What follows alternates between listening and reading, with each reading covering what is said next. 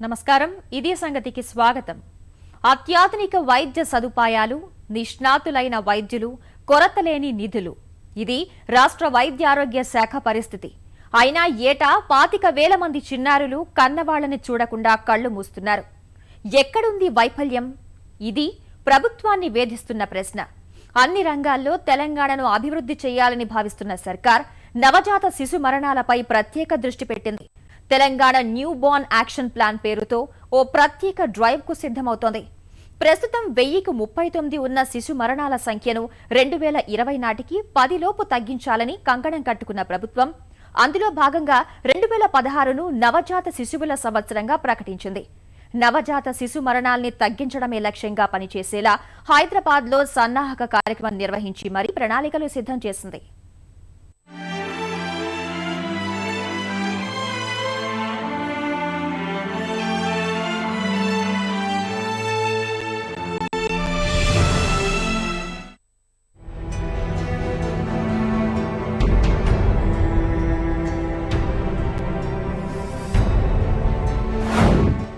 ఏటా 25,000 మంది నవజాత శిశువులు మృతి మొదటి పుట్టినరోజు జరుపుకోకుండా చనిపోతున్న పిల్లలు 5,000 మంది ఒక్క నిలోఫర్ ఆసుపత్రిలోనే ఏటా 4,000 మంది పిల్లలు మృతి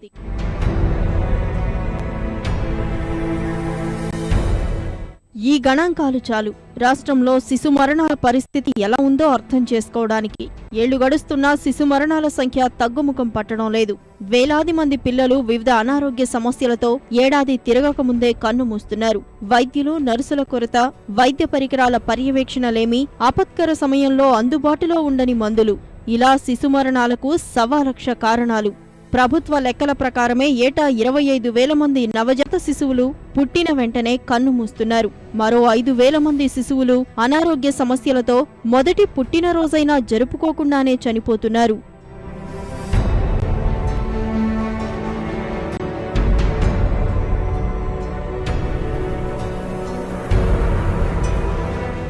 దక్షిణాదిలోనే అతిపెద్ద పిల్లల దవాఖానాగా పేరొందిన నిలోఫర్ ఆసుపత్రిలోనే అత్యధిక శిశు మరణాలు సంభవిస్తున్నాయి శ్వాస అందక ఇబ్బందులు పడే పిల్లలకు అవసరమైన వెంటిలేటర్లు తక్కువ బరువుతో పుట్టేవారిని ఉంచే ఫోటోథెరపీ ఇంక్యుబేటర్ యూనిట్లు అవసరమైనన్ని ఉన్నా వాటి పనితీరు పర్యవేక్షించేవారు లేకపోవడమే పిల్లల మరణాలకు కారణమని విమర్శలు వ్యక్తమవుతున్నాయి అత్యవసర పరిస్థితుల్లో ఇచ్చే ఐవీ ఫ్లూయిడ్స్ సైతం నిధుల కొరత వల్ల ఆచితూచి ఇవ్వాల్సిన పరిస్థితి ఉంది రాష్ట్ర అవతరణ తర్వాత ఈ పరిస్థితులపై దృష్టి పెట్టిన ప్రభుత్వం తెలంగాణను నవజాత శిశు మరణాల్లేని రాష్ట్రంగా తీర్చిదిద్దాలని కృతనిశ్చయంతో ఉంది ఇందుకు సన్నాహకంగా వైద్య ఆరోగ్య శాఖ అధికారులు స్వీయ దిశానిర్దేశం చేసుకునేందుకు హైదరాబాద్లో ప్రత్యేకంగా సమావేశమయ్యారు ఇదే అంశం గురించి కేంద్ర ప్రభుత్వం ప్రతిపాదించిన న్యూ బోర్న్ యాక్షన్ ప్లాన్ ను వచ్చే ఏడాది తెలంగాణలో పగడ్బందీగా అమలు చేసేలా ప్రణాళిక సిద్ధం చేశారు రమారమి ప్రతి సంవత్సరం చూస్తే 25,000 మంది పిల్లలు మన స్పెషల్ న్యూ బోర్న్ కేర్ యూనిట్స్లో అడ్మిట్ అవుతున్నారు దాంట్లో cure rate is more than 80-85% ఉంది ఈ మొత్తం 25,000 మంది పిల్లల్లో ఒక 3,000 మంది సుమారు పిల్లలు చనిపోవడం జరిగింది ఇందాక మీరు గణాంకాలు చూస్తూ కూడా 3,000 మంది పిల్లల్ని జరిగింది ఇక్కడికి ఈ స్పెషల్ న్యూ బోర్న్ కేర్ యూనిట్కి వచ్చే పిల్లలందరూ కూడా ఆల్రెడీ సిక్ చిల్డ్రన్ అనమాట very very sick children and వాళ్ళ వెయిట్ ఏదైతే ఉందో లెస్ దెన్ 1,500 grams ఉంటుంది అట్లా వాళ్ళు సరైన టైంలో మన ఇక్కడ తీసుకురాకపోవడంతో సగానికి సగం చనిపోయేవాళ్ళు ఇక్కడ తీసుకురావడం వల్ల 25,000 మందిలో కేవలం 3,000 మంది పిల్లల్ని కోల్పోవడం జరిగింది అది సో దీనిలో భాగంగా ఈ ఫెసిలిటీ న్యూ బోర్న్ కింద అన్ని టీచింగ్ హాస్పిటల్స్లో అన్ని డిస్ట్రిక్ట్ హాస్పిటల్లో కింద ఏరియా హాస్పిటల్స్ వరకు ప్రతి జిల్లాలో వచ్చే సంవత్సరంలో 2016లో న్యూ బోర్న్ ఇయర్గా డిక్లేర్ చేశారు వాస్తవానికి professor associate professor assistant professor ముగ్గురిని ఓ యూనిట్గా పరిగణించి ప్రభుత్వాసుపత్రిలో ప్రతి 30 పడకలకు బాధ్యత వహించేలా చేయాలని భారత వైద్య మండలి నిబంధనలు చెప్తున్నాయి వీరికి రోజువారీ వైద్యులు అదనం రాష్ట్రంలో అవి ఎక్కడా అమలవుతున్న దాఖలాలే లేవు వైద్యుల కొరత కారణంగా నిలోఫర్ సహా గాంధీ ఉస్మానియా పేట్ల బురుజు వరంగల్ ఎంజీఎం వంటి ఆసుపత్రుల్లో శిశు మరణాలు చోటు చేసుకుంటున్నాయని వైద్యులు చెప్తున్నారు రాష్ట్రంలో ఏటా 6,30,000 వరకు కాన్పులు నమోదవుతున్నాయి వీరిలో ప్రతి 1000కి 25 మంది నెలలోపే చనిపోతున్నారు ఏడాదిలోపు మరో 14 మంది కన్ను మూస్తున్నారు మొత్తంగా చూస్తే 39 మంది శిశువులు మనకు దక్కకుండా పోతున్నారు ఏటా ఇలా చనిపోతున్న వారి సంఖ్య 25 నుంచి 30,000 వరకు ఉంటోంది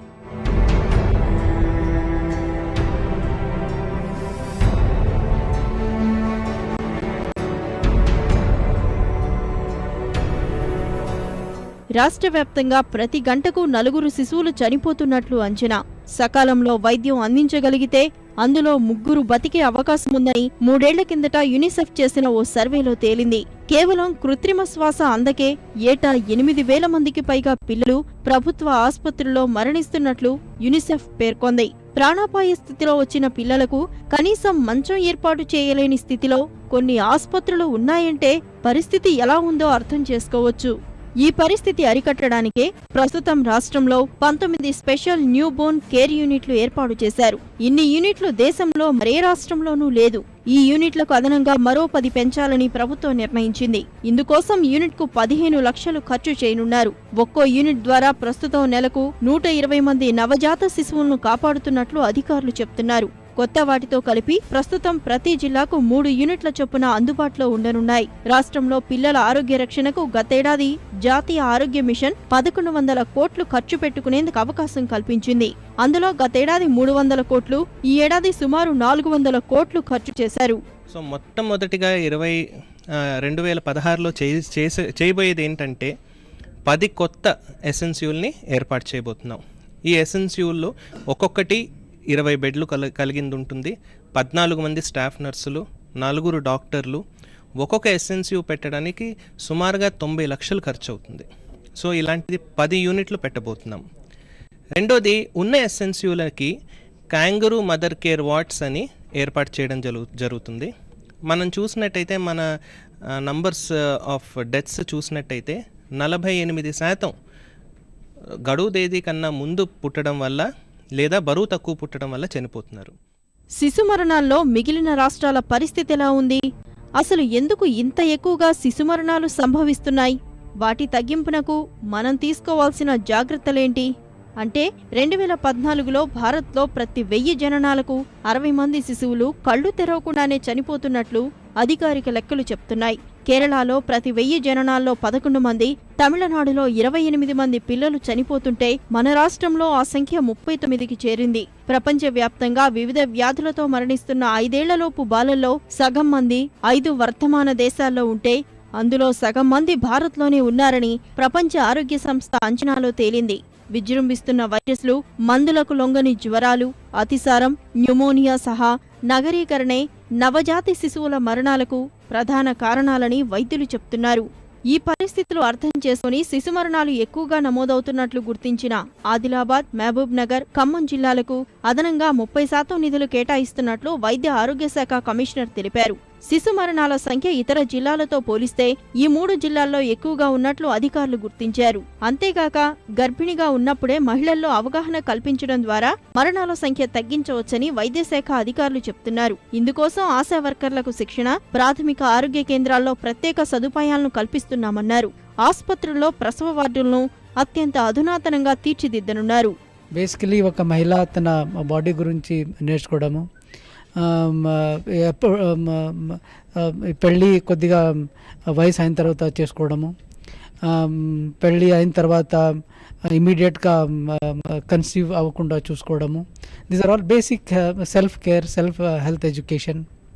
ఎందుకంటే కొన్ని ఇవి మనం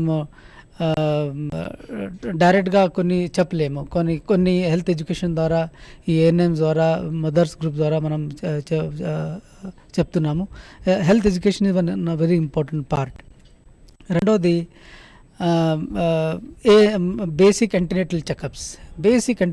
ఎందుకంటే ఈ యాంటీనేటల్ చెకప్స్తో ఈ ఒక మదర్ ఏ విధంగా ప్రోగ్రెస్ అవుతున్నది ప్రెగ్నెన్సీలో, శిశువు ఏ విధంగా గ్రో అవుతున్నాడు ఇన్ ద వూమ్, అది చెక్ చేయబోతున్నాము.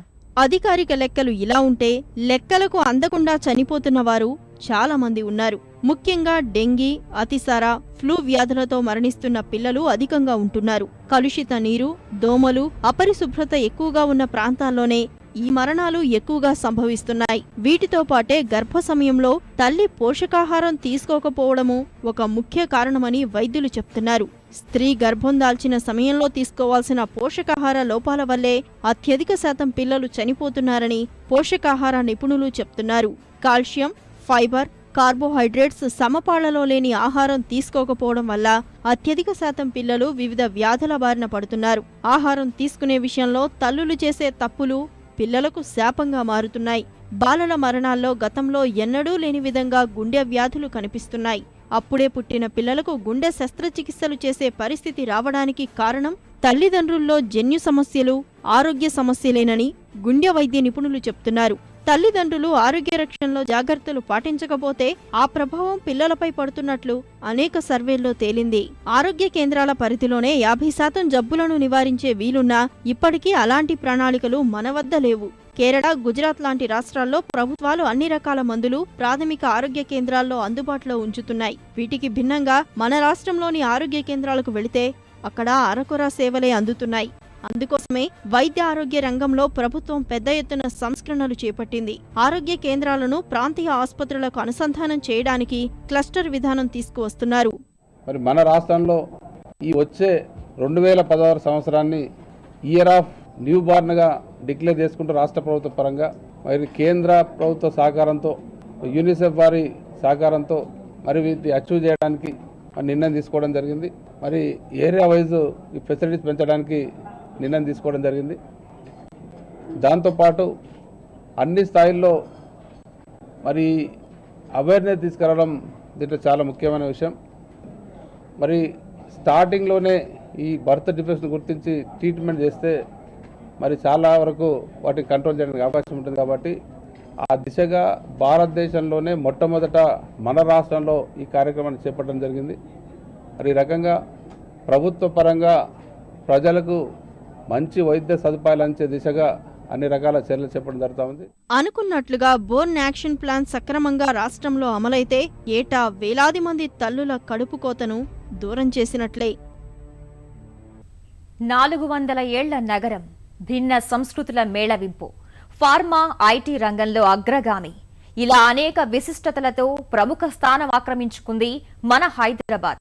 అన్నింటికీ మించి అన్నట్లుగా భాగ్యనగరంలో ఐటీ విప్లవాత్మక మార్పులకు నాంది పలికింది. ఆధునిక అభివృద్ధికి బాటలు పరిచింది. 25 ఏళ్ల ప్రస్థానంలో మహానగరాన్ని ప్రగతికి చిరునామాగా మార్చింది. 10ల నుంచి మొదలుపెట్టి బడా కంపెనీలు ఆహ్వానిస్తూ దేశంలోనే ప్రముఖ స్థాయికి ఎదిగిన ఐటీ అభివృద్ధి ప్రయాణం మరో మైలురాయి అధిగమించింది. ఇప్పుడు దక్షిణాసియాలోనే గూగుల్ అతిపెద్ద ప్రాంగణం ఏర్పాటు చేసేందుకు హైదరాబాద్ను వేదికగా చేసుకునే వరకు వెళ్లింది.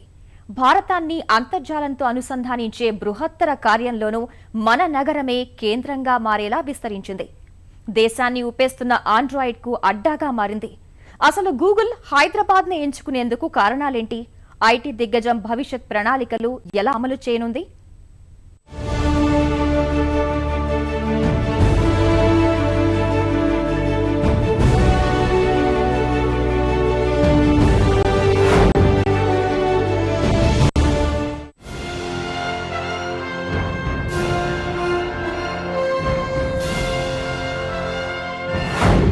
హైదరాబాద్ కీర్తి కిరీటంలో మరో మణిహారం. భాగ్యనగరంలో కొలువుదీరనున్న గూగుల్, దక్షిణాసియాలోనే అతిపెద్ద ప్రాంగణం. దేశంలో సాంకేతిక వెలుగులు విరజిమ్ముతున్న భాగ్యనగర ప్రస్థానంలో మరో మైలురాయి అధిగమించనుంది. Microsoft, Infosys, Wipro, Deloitte, Capgemini వంటి ఎన్నో దిగ్గజ సంస్థలకు కేంద్రంగా నిలిచిన హైదరాబాద్కే గూగుల్ అగ్రపీఠం కట్టబెట్టింది. భాగ్యనగరంలో భారీ ప్రాంగణం చేపట్టాలని నిర్ణయించింది. గూగుల్ కార్యనిర్వహణాధికారిగా బాధ్యతలు చేపట్టిన తర్వాత తొలిసారిగా భారత్ వచ్చిన పిచాయ్ ఈ విషయం ప్రకటించారు. 1000 కోట్ల రూపాయలతో అత్యంత ప్రతిష్టాత్మకంగా భాగ్యనగరంలోనే ప్రాంగణం నిర్మించనున్నారు. వచ్చే ఏడాదిలో నిర్మాణం ప్రారంభించి 2019 కల్లా పూర్తి చేయాలనే లక్ష్యంగా నిర్దేశించుకున్నారు. This country has given me and Google so much that I hope we can give much more in return to India. So we've taken this to heart and we really want to invest more in India. But we want to focus on developers because in the end they are the ones who create newer companies, build new things. So I'm super excited that we are launching a new training program to help train 2 million new Android developers in the next 3 years. భాగ్యనగరంలో ఏర్పాటు చేయనున్న Google ప్రాంగణం అనేక విశిష్టతలకు నిలయం. America California ప్రధాన కేంద్రంగా పనిచేస్తున్న గూగుల్కు 40 దేశాల్లో ప్రాంగణాలు ఉన్నాయి. హైదరాబాద్ క్యాంపస్ కాలిఫోర్నియా వెలుపల ఏర్పాటు చేస్తున్న అతిపెద్ద ప్రాంగణంలో ఒకటిగా నిలవనుంది. గచ్చిబౌలి ఐటీ నడవాలో ఇప్పటికే 7.2 ఎకరాల స్థలం అప్పగించిన తెలంగాణ ప్రభుత్వం ఒప్పందం కూడా కుదుర్చుకుంది. ప్రస్తుతం హైదరాబాద్లో తాత్కాలిక పద్ధతిలో కొనసాగుతున్న ప్రాంగణంలో 7,000 మంది పనిచేస్తున్నారు. ప్రతిపాదిస్తున్న శాశ్వత క్యాంపస్ అందుబాటులోకి వస్తే ఉద్యోగుల సంఖ్య రెట్టింపు కానుంది.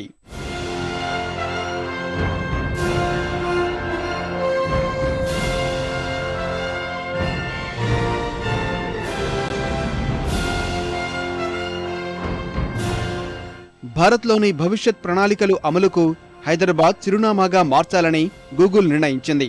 భాగ్యనగరంలో ఇంజనీరింగ్ కార్యకలాపాలు పెంచుతూ దేశానికి అవసరమైన ఉత్పత్తుల తయారీ కేంద్రంగా అభివృద్ధి చేయాలని నిర్ణయించింది. 2016లో అమెరికాలో కన్నా భారత్లోనే ఎక్కువ మంది ఆండ్రాయిడ్ వినియోగదారులు ఉంటారని, 20 లక్షల మంది డెవలపర్లకు శిక్షణ ఇస్తామని సుందర్ పిచాయ్ ప్రకటించారు. ఈ లక్ష్యంతో హైదరాబాద్ క్యాంపస్ ఏర్పాటు చేస్తున్నామని సూచనప్రాయంగా ఆయన ప్రకటించారు. I'm excited to announce that we've just confirmed plans to ramp up our engineering investments in India significantly. So we're going to be hiring both in Bangalore and Hyderabad, and more importantly, to scale up not just our engineering, our business operations. We are going to be building a huge new campus in Hyderabad over the coming years. Hyderabad పట్ల నిబద్ధత చూపించినందుకు సుందర్ పిచాయ్కు మంత్రి కేటీఆర్ కృతజ్ఞతలు తెలిపారు. వాస్తవానికి KTR America పర్యటనలోనే Google ప్రతినిధులతో ఒప్పందం కుదిరింది. Google మన హైదరాబాద్ని ఎంచుకోవడానికి ఎన్నో కారణాలు. దేశంలో బెంగళూరు తర్వాత ఐటీ రంగంలో 2వ స్థానంలో ఉన్న భాగ్యనగరం శరవేగంగా వృద్ధి సాధిస్తోంది. ఐటీ ఎగుమతులు 2014-15లో 66,276 కోట్ల రూపాయలకు చేరాయి. 2013-14లో అది 57,258 కోట్ల రూపాయలుగా ఉంది. ఈ పెరుగుదల జాతీయ సగటు కంటే 2.7% అధికం. వచ్చే 4 ఏళ్లలో ఎగుమతులు 1,24,000 కోట్లకు చేర్చాలని ప్రభుత్వం లక్ష్యం నిర్దేశించుకుంది. దేశంలోని మొత్తం ఐటీ ఎగుమతులు 31% బెంగళూరు నుంచే జరుగుతుంటే హైదరాబాద్ నుంచి 13% ఎగుమతులు జరుగుతున్నాయి. 2013-14లో 3,23,396 మందికి ఐటీ రంగంలో ఉపాధి లభిస్తే 2014-15లో 3,71,774 మందికి లభించింది.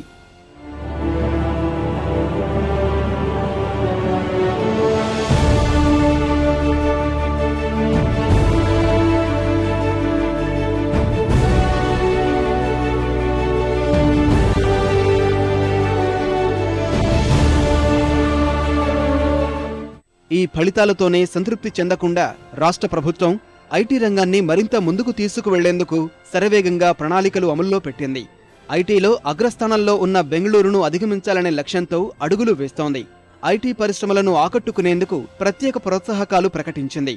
ఐటీ సంస్థ ప్రారంభించేటప్పుడు 100% stamp duty, transfer duty registration ఫీజులు ప్రభుత్వం రియంబర్స్మెంట్ చేస్తోంది. అమ్మకాలు, లీజు డీడ్స్ పై 50% stamp duty, transfer duty registration fee తిరిగి ఇచ్చేస్తోంది. పరిశ్రమలకు 3 ఏళ్లకు 30 లక్షల విద్యుత్ బిల్లు రాయితీ, 25% విద్యుత్ రాయితీతో కేటాయిస్తోంది. నాణ్యత ధృవీకరణ వ్యయంతో 4 లక్షలు తిరిగి చెల్లించేస్తున్నారు.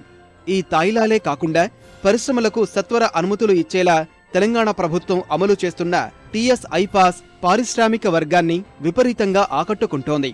పరిశ్రమలు ఏర్పాటు చేసేందుకు చాలా కంపెనీలు ముందుకు వస్తున్నాయి. ఇందులో భాగంగానే గూగుల్ సహా ఫేస్బుక్, అమెజాన్, ఉబేర్ విస్తరణకు సానుకూలత వ్యక్తం చేశాయి. స్టార్టప్లు ప్రోత్సహిస్తూ నూతన వ్యాపార ఆలోచనలకు అండగా ఉండేందుకు దేశంలోనే అతిపెద్ద ఇంక్యుబేటర్ ఏర్పాటు చేసింది. ప్రభుత్వం చేపడుతున్న చర్యలు పరిశ్రమల స్థాపనకు అనుకూల వాతావరణం కల్పిస్తున్నాయి. 400 సంవత్సరాల చరిత్ర ఉన్న నగరం, అన్ని రకాల అన్ని హంగులు, మానవ వనరులే కానీ, ఇతర ఇన్ఫ్రాస్ట్రక్చర్ మౌలిక వసతులే కానీ, ప్రకృతి ఇచ్చిన కొన్ని అద్భుతమైన వరాలు కానీ హైదరాబాద్కి ఇవన్నీ కూడా ఉన్నాయి. ఎక్కడ ఎలాంటి ప్రకృతి వైపరీత్యాలకు అవకాశం లేదు. ఎర్త్క్వేక్స్ కానీ, సునామీలకు కానీ, ఇలాంటి ఏటికి కూడా అవకాశం లేకుండా హైదరాబాద్ ఒక అద్భుతమైన తన సహజ సిద్ధంగా వచ్చిన కొన్ని దీనివల్ల ఇది అద్భుతమైన ఒక లొకేషన్లో ఉంది. కాబట్టి హైదరాబాద్కి ఆల్రెడీ ఆ రికగ్నిషన్ ఉంది. దాన్ని మరి తెలంగాణ ప్రభుత్వం నెక్స్ట్ లెవెల్కి ఎలా తీసుకెళ్లాలనే ప్రయత్నం మాది. విశ్వనగరంగా హైదరాబాద్ను మార్చే క్రమంలో ముఖ్యమంత్రి గారికి ఒక విజన్ ఉంది. స్వచ్ఛ హైదరాబాద్ అనండి, లేదా ఇతర రేపటి రోజున జంక్షన్ ఇంప్రూవ్మెంట్స్ అనండి, ఇంకా ఇతర కార్యక్రమాలు, స్కైవేస్ అనండి, ఇవన్నీ కూడా హైదరాబాద్ను ఒక గ్లోబల్ సిటీగా తయారు చేసే క్రమంలో ఆయన పడుతున్న తపన కూడా ప్రపంచం గమనిస్తూ ఉంది. తప్పకుండా వారి కృషి కూడా ఫలిస్తుంది. భాగ్యనగర ఐటీ ప్రస్థానం ఈనాటిది కాదు. 25 ప్రణాళికల ఫలితంగానే హైదరాబాద్ ప్రపంచ సాంకేతిక పటంలో ప్రముఖ స్థానం కట్టబెట్టింది. Hyderabad software exporters association HYSEA స్వర్ణోత్సవ సంబరాలకు సిద్ధమైంది. 1991 విజయదశమి రోజున software technology park of India కార్యాలయం ఏర్పాటైంది. ఆ సమయంలో లెక్కించినట్లుగా బాడీ షాపింగ్ కంపెనీలు, కొన్ని బీపీఓలు కంపెనీల కార్యకలాపాలు నిర్వహిస్తుండేవి. అక్కడి నుంచి ఐటీ పరిశ్రమ వెనుతిరిగి చూడలేదు. అనేక బడా ఐటీ కంపెనీలు వరుస కట్టాయి. హైదరాబాద్ కేంద్రంగా చేసుకుని వ్యాపార కార్యకలాపాలు విస్తరించాయి. ఔత్సాహిక పారిశ్రామికవేత్తలను తయారు చేసింది. దేశం మొత్తం మీద జరిగే ఐటీ నియామకాల్లో 20% పైగా హైదరాబాద్లోనే జరుగుతున్నాయి. 2010 నుంచి ఇప్పటిదాకా ఇక్కడ 200 పైచిలుకు స్టార్టప్స్ ఏర్పాటయ్యాయి. ఐటీ విస్తరణతో తెలుగువారి ఎందరికో విదేశాల్లో చక్కని అవకాశాలు లభించాయి. బహుళ అంతస్తుల భవనాలు, మల్టీప్లెక్స్లు, కన్వెన్షన్ సెంటర్లు, అంతర్జాతీయ విద్యాసంస్థలు ప్రజల జీవన విధానంలో మార్పులు తీసుకువచ్చాయి. భూముల ధరలకు రెక్కలొచ్చాయి. స్థిరాస్తి రంగం కొత్త పుంతలు తొక్కింది. మొత్తంగా ఐటీ ఆగమనం హైదరాబాద్ ముఖచిత్రంలో సరికొత్త మార్పులు తీసుకువచ్చింది. 25 ఏళ్లలో 60,000 కోట్ల రూపాయల ఐటీ ఎగుమతులు చేసే స్థాయికి ఎదిగింది.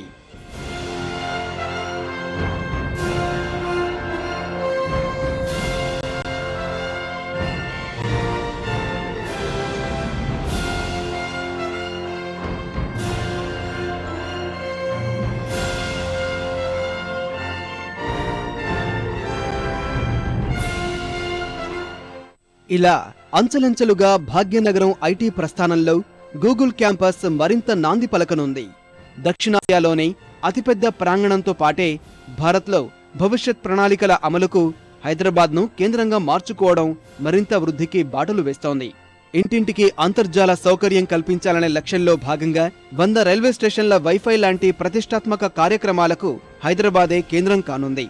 కొత్త పరిశ్రమలతో పాటు బడా పరిశ్రమల విస్తరణకు భాగ్యనగరం వేదికగా నిలుస్తోంది. ఐటీ అనగానే గుర్తుకు వచ్చే సిగ్నేచర్ టవర్ స్థాయిలోనే గూగుల్ ఐటీ ప్రాంగణం హైదరాబాద్ సాంకేతిక చిహ్నంగా మారుతుందనడంలో ఎలాంటి సందేహం లేదు. మరిన్ని విభిన్న అంశాలతో మరో ఇది సంగతిలో కలుసుకుందాం. నమస్కారం.